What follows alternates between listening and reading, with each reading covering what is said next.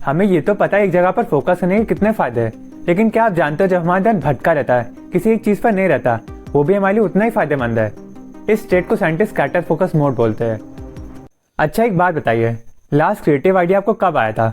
Chances है वो बहुत ही और टाइम पर आया होगा, जैसे आप नहा रहे होंगे, खा रहे होंगे, बुक पढ़ रहे होंगे या जॉगिंग कर रहे होंगे। मतलब जब आप रेस्ट कर रहे थे या आपका माइंड रिचार्ज हो रहा था, तब उसने डॉट्स को कनेक्ट करना शुरू किया, इन्फॉर्मेशन को जोड़ना शुरू किया और आपको एक बढ़िया सा आइडिया दे दिया। जैसे हाइपर फोकस हमारे दिमाग का सबसे प्रोडक्टिव मोड है, वैसे स्कैटर फोकस सबसे क्रिएटिव है। आप हाइपर फोकस क्या होता है, उस मोड में कैसे जाते हैं, इसकी बात हमने बहुत डिटेल में पिछली वीडियो में की थी। अगर नहीं देखा तो लिंक आई बटन में होगा। Now back to the topic. Scatter focus mode के 3 फायदे हैं। पहला, अगर हम पूरा दिन हाइपर फोकस मोड में काम करेंगे तो दिमाग की सारी एनर्जी खत्म हो जाएगी ना, तो स्कैटर फोकस हमें रिचार्ज करने में हेल्प करता है, जिससे आप ज़्यादा देर तक फोकस कर पाओ।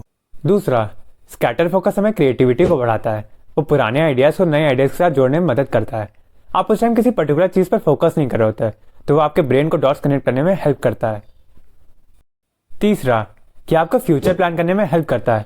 अगर आप करेंटली अपने काम में पूरा डूबे हुए हो, तो वो आपको फ्यूचर का सोचने नहीं देगा। अब देखो, हमारी इवोल्यूशन से ऐसे वायर्ड है कि वो सिर्फ 2 चीज़ों पर ज़्यादा फोकस करता है, सर्वाइवल और रिप्रोडक्शन, ना कि नॉलेज के ऊपर। इसलिए हमारे उन चीज़ों पर फोकस करने के ज़्यादा चांसेस है जो प्लेजरेबल या थ्रेटनिंग हो। आजकल हम डिस्ट्रैक्शन से घिरे हैं और रियल थ्रेट्स कम है, और इवोल्यूशन की वजह से जो सर्वाइवल मैकेनिज्म है, उसकी वजह से हम खाने और डिस्ट्रैक्शन में ओवर इंडल्ज हो जाते हैं। जो चीज़ एक टाइम पर चांसेस ऑफ सर्वाइवल बढ़ाता था, आज हमारी प्रोडक्टिविटी और क्रिएटिविटी कम कर रहा है। जब दिमाग घूमना चालू करता है या माइंड वैंडरिंग स्टार्ट होती है, तो हमें पुरानी आर्गुमेंट्स, हमने जो चीज़ बोली थी, पैसे और काम की चिंता, ये सब याद दिलाता है। कुछ पॉजिटिव चीज़ें भी याद दिलाता है, जैसे वैकेशन या good memories. University of California के एक स्टडी में पता चला कि हमारा माइंड इन 3 में से एक जगह रहता है, पास्ट, प्रेजेंट या फ्यूचर। पास्ट के एक्सपीरियंसेस और लर्निंग्स, अभी जो हम कर रहे हैं वो, और हम क्या अचीव करना चाहते हैं। स्कैटर फोकस के दौरान हमारा माइंड वो सारे डॉट्स को कनेक्ट करता है। उस स्टडी में पता चला कि हमारा माइंड 12% ऑफ टाइम पास्ट की चीज़ों को याद करता है, जिसमें से 38% उसी दिन के बारे में होती, 42% पिछले दिन के बारे में और 20% पुराने पास्ट को याद करता है। 28% टाइम हमारा माइंड प्रेजेंट में रहता है। उसमें अगर हम एब्स्ट्रैक्टली सोचें तो एक प्रॉब्लम के अल्टरनेट अप्रोचेस ढूंढ सकते हैं। फिर हमारा माइंड 48% टाइम फ्यूचर के बारे में सोचता है, जिसमें वो मोस्टली वो उसी दिन के बारे में प्लान करता है या अगले दिन क्या करेंगे उसके बारे में सोचता है। हम अपने दिन का 47% ऑफ टाइम स्कैटर फोकस जैसे कुछ करने में निकाल लेते हैं। देखो, माइंड वॉन्डरिंग 2 टाइप की होती है। पहली अनइंटेंशनल, जिसमें अपनी थॉट्स के बारे में अवेयर नहीं होते। दूसरी इंटेंशनल, जिसमें हम अपनी थॉट्स के बारे में अवेयर होते हैं। ये बहुत ही पावरफुल टेक्निक है। स्कैटर फोकस हमेशा इंटेंशनल होता है, हमें उसे डिप्लॉय करना पड़ता है और उसे करने में एफर्ट लगता है। अब देखो, स्कैटर फोकस करने के 3 तरीके हैं, या उन्हें हम स्टाइल भी बोल सकते हैं। पहला, कैप्चर मोड। इसमें अपने माइंड को फ्री छोड़ दो और देखो क्या क्या थॉट्स आते हैं। ये बेस्ट स्टाइल है अगर आपको पता करना है कि आपके माइंड में है क्या। Second, problem crunching mode. उसमें आप एक प्रॉब्लम को दिमाग में रखो और फिर देखो क्या क्या थॉट्स आ रहे हैं। ये बेस्ट स्टाइल है अगर आपके पास कोई स्पेसिफिक प्रॉब्लम है या आइडिया है। चिंता मत करो, अभी इन सबको अच्छे से एक्सप्लेन करूंगा। Third, habitual mode. इसमें आप एक सिंपल टास्क करते रहो, जैसे रूम साफ करना, और जो जो आइडियाज या प्लान आ रहे हैं उनको नोट करते जाओ। ये सबसे पावरफुल स्टाइल है स्कैटर फोकस की। इसमें आपका माइंड रिचार्ज होता है और ज़्यादा आइडियाज कनेक्ट कर पाता है। अब इन सब के बारे में डिटेल में बात करते हैं, लेकिन उससे पहले अगर आपने अभी तक ये चैनल सब्सक्राइब नहीं किया तो कर दो यार, हम 1K के बहुत करीब है। Capture mode. अब देखो, आपके माइंड में जितने कम टू डू होंगे, जितने कम काम होंगे, उतनी ज़्यादा टेंशन स्पेस बचेगा फोकस करने के लिए। जैसे स्टोर रूम में अगर कई सारी छोटी छोटी चीज़ें रख दोगे तो बड़े सामान रखने के लिए जगह ही नहीं बचेगी। अब करना कैसे है वो बताता हूँ। 15 मिनट एकदम खाली बैठो और अपने साथ एक कॉपी रख लो। चाहे तो कॉफी ले सकते हो, तुम्हारी मर्जी। अब जब तुम बिल्कुल खाली बैठे हो तो तुम्हारा दिमाग फ्री हो जाएगा और तुमको चीज़ें याद दिलाना स्टार्ट करेगा, जैसे किसी से मिलना हो, कुछ काम, कोई प्रॉब्लम का सोल्यूशन या कोई काम जो तुम भूल चुके हो। बस इन सबको नोट करते जाओ। इससे तुम्हें एनर्जाइज फील होगा क्योंकि तुमने माइंड को ब्रेक दिया। बचे हुए काम और प्रोजेक्ट हमारे माइंड पे बहुत ज़्यादा लोड डालते हैं क्योंकि वो उसे थ्रेड की तरह देखता है, लेकिन वो लोड अब कम हो गए क्योंकि हमने उसे नोट कर लिया, जिससे हम बाद में उसे पूरा कर सकते हैं। अब बात करते हैं सेकेंड स्टाइल की, प्रॉब्लम क्रंचिंग मोड। ये बहुत ही यूजफुल टेक्निक है अगर आपके पास एक प्रॉब्लम है। इसमें आप प्रॉब्लम को माइंड में होल्ड करते हो और अपने माइंड को सोचने का टाइम देते हो, फिर उस प्रॉब्लम को अलग अलग एंगल से एक्सप्लोर करते हो। जब आप प्रॉब्लम क्रंचिंग मोड का प्रैक्टिस कर रहे हो तो जब जब आपका माइंड भटके या एक पॉइंट पे अटक जाए तो उसे वापस उसी प्रॉब्लम पर लाओ। आप प्रॉब्लम क्रंचिंग मोड सिर्फ बड़ी प्रॉब्लम के लिए यूज करना। अब इसे करते कैसे, उसका एग्जाम्पल लेता हूँ। फ्रीज बेली को जब ये बुक बनानी थी तब उनके पास 25,000 वर्ड्स के रिसर्च नोट रेडी थे, लेकिन वो ऑर्गेनाइज नहीं थे और उनके माइंड में आइडियाज जम्बल थे। तो उन्होंने रिसर्च नोट प्रिंट करा लिए और जब भी वो पार्क में टहलने जाते या फिर म्यूजिक सुनने लगते तो पहले वो नोट्स पढ़ लेते और वो हमेशा अपने साथ एक नोटपैड कैरी करते। प्रॉब्लम क्रंचिंग मोड में अपने माइंड को फ्रीडम और स्पेस देते हैं। अब बारी है थर्ड स्टाइल की, हैबिचुअल मोड। ये सबसे पावरफुल और सबसे आसान टेक्निक है। इसमें आप कोई ऐसा काम लो जो आपको पूरा टेंशन ना ले। इससे आपके माइंड को स्पेस मिलती है और वो ज़्यादा आइडियाज कनेक्ट कर पाता है। ये मोड काफ़ी इंजॉयबल भी है क्योंकि इसमें आप अपनी पसंद का कोई भी काम ले सकते हो, जैसे स्विमिंग, जॉगिंग, कॉफ़ी बनाना, कुछ भी। जितना ज़्यादा आप खुश रहोगे, जितना ज़्यादा एंजॉय करोगे, उतनी ज़्यादा बेनिफिट होगा इसका। स्टडीज़ में ये पाया गया है जब हमारा मूड अच्छा होता है तो हमारी अटेंशनल स्पेस भी बढ़ जाती है। अब अगर आप सोच रहे हो कि अटेंशनल स्पेस क्या होती है, तो ये एक स्क्रैच पैड की तरह होता है जहाँ हमारे आइडियाज़ को कनेक्ट करता है। इसको मैंने पिछली वीडियो में बहुत ही अच्छे से बताया। हैबिचुअल टास्क माइंड बेंडिंग को कंटिन्यू करने में इनकरेज करता है। आप तब तक माइंड बेंडिंग करोगे जब तक वो काम खत्म ना हो जाए। अब इसको प्रैक्टिस कैसे करें वो बताता हूँ।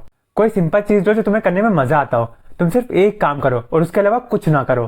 तुम्हारा टास्क जितना सिंपल हो उतना अच्छा है, बुक पढ़ना, गाना सुनना। लेकिन बुक पढ़ना और गाने सुनने अच्छा है वॉक पर जाओ और नोटपैड रखो अपने साथ। उसमें आप और भी आइडियाज को कनेक्ट कर पाओगे। तुम नोटिस करोगे माइंड पास में जा रहा है या अनप्रोडक्टिव जगह जा रहा है, तो जाने दो। हाँ, रोक कर प्रोडक्टिव एरिया में गाइड कर सकते हो। यहीं पर प्रॉब्लम क्रंचिंग मोड और हैबिचुअल मोड में डिफरेंस है। प्रॉब्लम क्रंचिंग मोड में आप थॉट्स को वापस प्रॉब्लम पे लाते हो, वहीं हैबिचुअल मोड में माइंड को फ्री छोड़ देते हो। हम बर्नआउट या टायर्ड फील क्यों करते हैं? क्योंकि हम अपने माइंड को रेस्ट नहीं देते। आज आप एक चीज़ ट्राई करना, जब खाना खाना तो उस टाइम फ़ोन मत चलाना। अपना ध्यान खाने पर रखना और दिमाग को प्रेजेंट में रखना। देखना खाना कितना ज़्यादा टेस्टी लगेगा और आप फैमिली के साथ अच्छा क्वालिटी टाइम स्पेंड करोगे। अब जैसे आप कॉफ़ी पी रहे हो या चल रहे हो या कहीं लाइन में लगे हो या खड़े हो या किसी से मिल रहे हो, तो इन सब जगह पर ट्राई करो कि फ़ोन का यूज़ ना करो। सिर्फ इस सिंपल सी चीज़ से आपको बहुत डिफरेंस दिखेगा और पता चलेगा आपका टेंशन स्पेस कितना कम है। अब भाई मेरी बात ध्यान से सुनो। ये वीडियो देखने का कोई फ़ायदा नहीं अगर आप इन चीज़ों को इम्प्लीमेंट ना करो। तो अपने ऊपर एक्सपेरिमेंट करो कि कौन सी स्ट्रैटेजी आपको सूट करती है। कैलेंडर में डेट और टाइम मार्क कर दो कब आप स्कैटर फोकस करोगे। अब देखो, हमारी एनर्जी लेवल हमारे फोकस करने की एबिलिटी के डायरेक्टली प्रोपोर्शनल है। मतलब जितनी ज़्यादा एनर्जी होगी उतना अच्छे से हम फोकस कर पाएंगे। आपने देखा होगा जब आपकी नींद पूरी नहीं हुई तो आप अच्छे से फोकस नहीं कर पा रहे होगे, आपकी अटेंशन की क्वालिटी गिर गई होगी और आप ऑटो पायलट मोड में काम कर रहे होगे। इक्वेशन सिंपल है, जितना ज़्यादा हम स्कैटर फोकस करके अपनी मेंटल एनर्जी को रिचार्ज करेंगे उतनी ज़्यादा एनर्जी होगी हमारे पास सबसे इंपॉर्टेंट काम के लिए। रिसर्च में पता चला है कि हमारी टेंशनल स्पेस हमारी मेंटल एनर्जी के हिसाब से घटती बढ़ती रहती है। अगर हम अच्छी नींद लेते हैं तो हमारी टेंशनल स्पेस 58% पे बढ़ जाती है। मतलब सिंपल है, जितनी अच्छी रेस्ट उतनी अच्छी प्रोडक्टिविटी। कुछ साइंस है जिनसे हमें पता चलता है कि हमारी एनर्जी लो है और हमें रिचार्ज करने की ज़रूरत है। बार बार काम स्विच करना और एक चीज़ पर फोकस ना करना, अपने इंटेंशन से ग्रिप लूज करना और रिएक्टिव वे में काम करना, काम को धीरे करना, वो काम करना जो ज़्यादा इंपॉर्टेंट नहीं है लेकिन उसमें ज़्यादा दिमाग नहीं लगता। ज़्यादातर लोग मोस्ट ऑफ द टाइम वो काम करते हैं जो उन्हें पसंद नहीं है। अगर आप वो काम करो जो आपको पसंद है तो आप फोकस भी ज़्यादा करोगे और आपको थकान नहीं लगेगी। आप देखो, ब्रेक में आपको ऐसा काम करना है जो लो एफर्ट हो और आपकी हैबिट में हो। ऐसा काम करो जो आप सच में करना चाहते हो, घर के काम नहीं, अनलेस आपको घर के काम में मज़ा आता हो। हमें जैसे ही ब्रेक मिलता है हम तुरंत फ़ोन चेक करने लगते हैं। इससे हमारा माइंड रिचार्ज नहीं होता, वो बस आपका अटेंशन शिफ्ट करता है। उसकी जगह आप नेचर वॉक पे जाओ, जॉगिंग करो, जिम जाओ, मेडिटेशन करो, गाना सुनो या आपकी कोई क्रिएटिव हॉबी हो जैसे पेंटिंग या फोटोग्राफी तो वो करो। हमें ब्रेक कब लेना है ये पर्सन टू पर्सन डिपेंड करता है, लेकिन एवरेज ले तो हर 90 मिनट में एटलीस्ट एक ब्रेक या 1 घंटा काम करने के बाद रफली 15 मिनट का ब्रेक हमें चाहिए होता है। स्कैटर फोकस हमारी क्रिएटिविटी को 2 तरीके से बढ़ाता है। हम ज़्यादा डॉट्स कनेक्ट कर पाते हैं और हम ज़्यादा डॉट्स कलेक्ट कर पाते हैं। हाइपर फोकस में हम एक चीज़ पर फोकस करते हैं, वो हमें प्रोडक्टिविटी बढ़ाता है और इन्फॉर्मेशन को इनकोड करने में हेल्प करता है। स्कैटर फोकस में हम इसका उल्टा करते हैं, उसमें हम जूम आउट करके देखते हैं और कॉन्स्टलेशन ऑफ थॉट्स को कनेक्ट करने की कोशिश करते हैं। आपको बता दें, डॉट का मतलब है पीस ऑफ इन्फॉर्मेशन। इनकम्प्लीट काम हमारे दिमाग में उस काम से ज़्यादा लोड डालते हैं जो कंप्लीट हो चुके हैं। हमारी वायरिंग ऐसी हुई है कि जो काम हम कर रहे हैं उसे ज़्यादा याद रखते हैं जो पूरा हो चुके हैं उनसे। साइकोलॉजी में इस फिनोमेना को ज़ाइगार्गिक इफेक्ट बोलते हैं। चांसेस है आपने अपनी लाइफ में कई सारी यूरेका मोमेंट्स एक्सपीरियंस किए होंगे। जैसे आप ब्रेकफास्ट कर रहे हो या नहा रहे हो तो एकदम से आपको एक प्रॉब्लम का सोल्यूशन मिल गया जिसे आप पिछले कुछ घंटों से सोच भी नहीं रहते। यही है ज़ाइगार्गिक इफेक्ट। कोई बचा हुआ काम या अनफिनिश्ड प्रोजेक्ट एक ओपन लूप की तरह हमारे दिमाग में रहता है जिसे हम हर हालत में क्लोज करना चाहते हैं।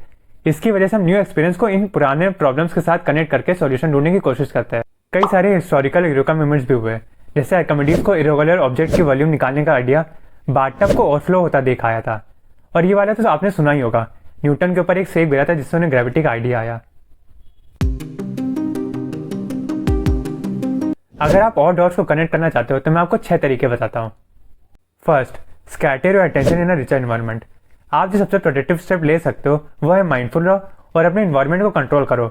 अपने आसपास के इन्वायरमेंट को कंट्रोल कैसे करते हैं इसकी बात मैंने पिछली वीडियो में की थी, लेकिन फिर भी मैं आपको मोटे मोटे तौर पे बता देता हूँ। अपने आसपास के सारे डिस्ट्रैक्टिंग डिवाइसेस हटा दो और प्रोडक्टिव चीज़ें रखो। और आप ये भी कर सकते हो कि नए नए लोगों से मिलो, जिससे आपको नए नए आइडियाज़ आएंगे। Second, write out the problem you are trying to crack. जब आप अपनी प्रॉब्लम को लिखते हो तो आपका माइंड उसे बैकग्राउंड में प्रोसेस करता रहता है। इससे आपको प्रॉब्लम की बेटर क्लैरिटी होती है और आप प्रॉब्लम को अच्छे से समझ पाते हो। Third, sleep on a problem. सोना तो हम सबको पसंद है, लेकिन आप सोते हुए भी अपने दिमाग से काम करवा सकते हो। एडिसन ने कहा था, never go to sleep without a request to your subconscious. जब हम सोते हैं तो हमारा दिमाग सारी बेकार की इन्फॉर्मेशन को हटा देता है और केवल ज़रूरी चीज़ें रखता है। इससे हम अच्छे से प्रोसेस कर पाते हैं और हम चीज़ों को लंबे टाइम तक याद रख पाते हैं। Fourth, step back. अब देखो, अगर हम कुछ शुरू कर रहे हैं और वो हो नहीं रहा तो हम उससे पीछे पड़ जाते हैं। अगर कोई क्रिएटिव काम है तो उसको जितना लेट हो सके उतना लेट सॉल्व करो, तब आपके पास बेटर सोल्यूशन आते रहते हैं। जैसे अगर आप किसी को मेल का रिप्लाई कर रहे हो तो उसमें जितना ज़्यादा टाइम लगाओगे उतना अच्छा रिप्लाई फ्रेम करोगे। Fifth, intentionally leave task unfinished. फिर से बोल रहा हूँ, गलत बोल लिया। Intentionally leave task unfinished. हाँ, अब सही बोला। अगर कोई क्रिएटिव काम है तो जानबूझकर अधूरा छोड़ दो। Six, consume more dots. लोगों से मिलो, नई नई जगह जाओ, अलग अलग वैरायटी की बुक्स पढ़ो। इससे आप और डॉट्स को कलेक्ट कर पाओगे। तो बस यार, इस वीडियो में इतना ही। अगर वीडियो पसंद आए तो वीडियो को लाइक और चैनल को सब्सक्राइब कर देना यार। और हाँ, Rich Dad Poor Dad, Subtle Art of Not Giving Courage to Be Disliked, Atomic Habits, ऐसी कई सारी बुक्स की समरी मैं ऑलरेडी बना चुका हूँ। तो उन सब की लिंक आपको आई बटन में मिल होगी। अगर ये वीडियो अच्छी लगे तो देख के आओ, बहुत ही डिटेल में बनाई, मतलब मज़ा ही आ जाएगी तुमको। तो मिलते हैं नेक्स्ट वीडियो में। Till then keep learning, keep growing. धन्यवाद।